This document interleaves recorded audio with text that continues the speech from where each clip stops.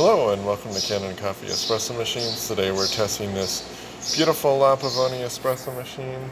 We also have a pressure gauge on here just showing what the pressure is at, and yeah, it's just below 1 bar, so it's good. And it'll climb a little bit above 1 bar when it's heating.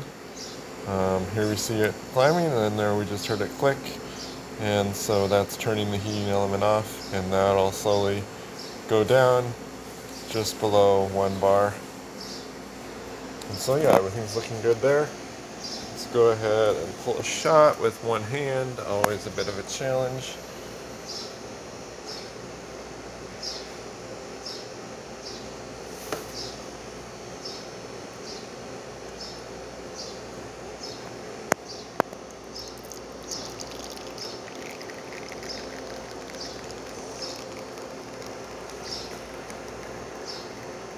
But there you can see we're getting a nice shot of espresso with really good crema.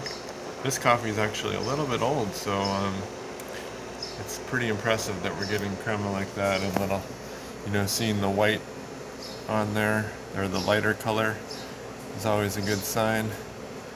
And yeah, there we go. And let's go ahead and test the steam.